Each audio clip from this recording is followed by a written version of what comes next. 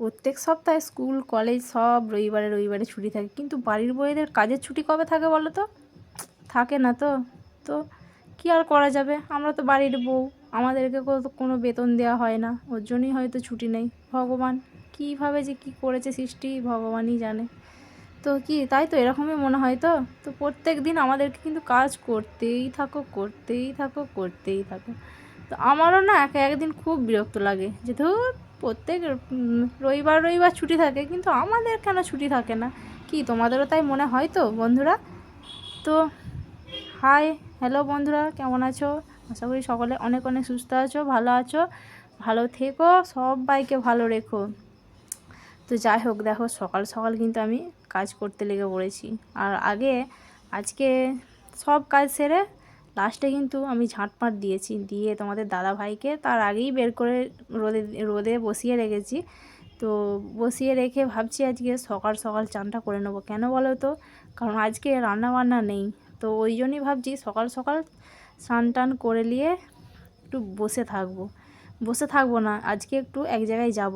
কোথায় যাব? তো আমরা এখন বেরিয়ে পড়েছি।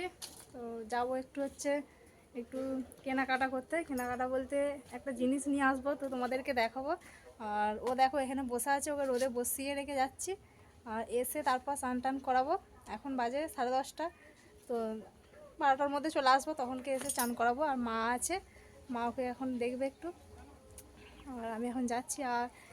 আর তোমাদেরকে কিছু দেখাতে পারবো না, নিয়ে আসলে তবে দেখাতে পারবো, কারণ ফোনটা ওর কাছে থাকবে আর ওর ফোনটা আমি নিয়ে যাব।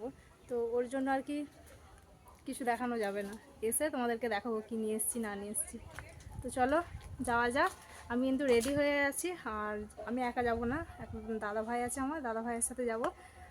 ও দেখো এখানে বসে আছে, মন খারাপ লাগছে কারণ ও যেতে পারছে না, কী আর করা যাবে। তো চলো টাটা। ফাঁকে বেরোলে দেরি হবে না বলো? তো ফাঁকে যেহেতু বেরিয়েছি, রাস্তায় অত জ্যাম, তারপর ওখানে গেছি যে অনেক রকম কিছু কোনো জিনিস কিনলে তো একটু তো দেরি হবেই বলো। তো তোমাদের দাদাভাই জিজ্ঞাসা করে করে ফোন করে করে তো আলা করে দিচ্ছিলো, কখন আসবে, দেরি হয়ে যাচ্ছে, দিদিরা ফোন করছে কখন আসবে আমাদের বাড়িতে খেতে।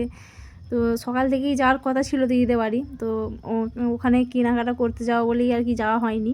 তো বলেছিলাম যে আমার আজকে হবে না, একটু দেরি হবে যেতে আজকে, তো ওই জন্য অনেকটা দেরি হয়ে গেছে।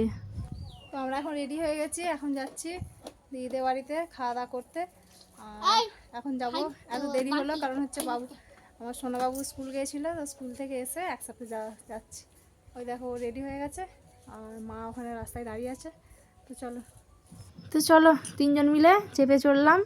তো যাবো, এরপর বেশি দূরে না, কাছেতেই। তো 5 মিনিট হয়তো লাগবে যেতে।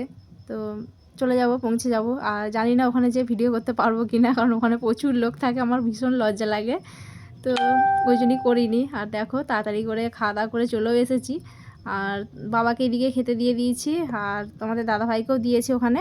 আর আমার কোথাও জল খেয়ে না একদম পোষায় না, ওই জন্য কোথাও গেলে আমার একদম জল হয়তো নিয়ে যেতে হয়, আর না হলে এসে আমাকে খেতে হয়, আমার একদম জল খেয়ে পোষায় না। তো ওই জন্য এসেই খুব জল তেষ্টা পেয়েছিলো, জল খেয়ে নিলাম। আর এদিকে বাবাকে খেতে দিয়ে দিচ্ছি, বাবা খেতে বসে পড়েছে। আর ওদিকে তোমাদের দাদাভাইয়ের খাওয়ার কাণ্ড দেখবে, মানে আস্তে আস্তেই মানে আমরা এসেই দেখছি যে ও মানে কাঁথা কম্বল গায়ে দিয়ে লেগে পড়েছে কাঁপতে, কাঁপুনি যেমন হয় ওরকম আরম্ভ হয়ে গেছে।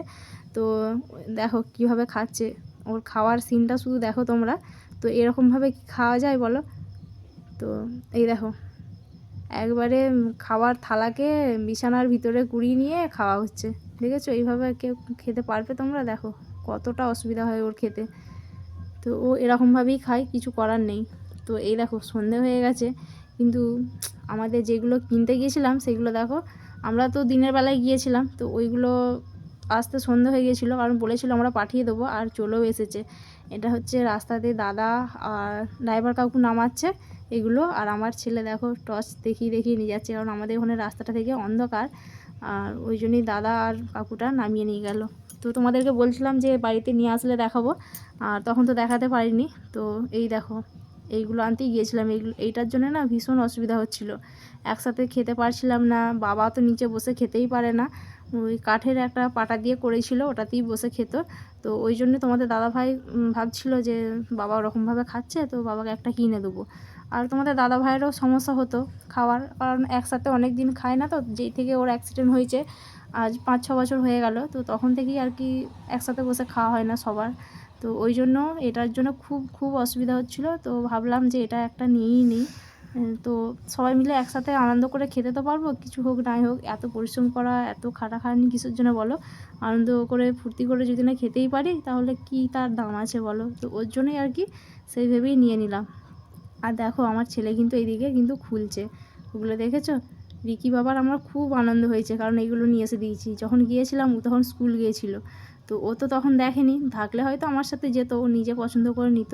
তো এটা আমি নিজেই পছন্দ করে নিয়েছি। কেমন হয়েছে তো তোমরা অবশ্যই বলবে। আর ও দেখো এখনও কিন্তু কম্বল মুড়ি দিয়ে শুয়েই আছে, উঠতেও পারছে না বেচারা। তো কেমন হয়েছে তোমরা কিন্তু অবশ্যই জানাবে। এই দেখো আমার ছেলে সব খুলে একবারে রেডি করে রেখে দিয়েছে, দেখেছো? ওর খুব আনন্দ হচ্ছে। তো কাল থেকে বসে ও ভাত খাবে। তো চলো আজকের মতো এই পর্যন্ত, দেখা হচ্ছে পরের ব্লগে, টাটা।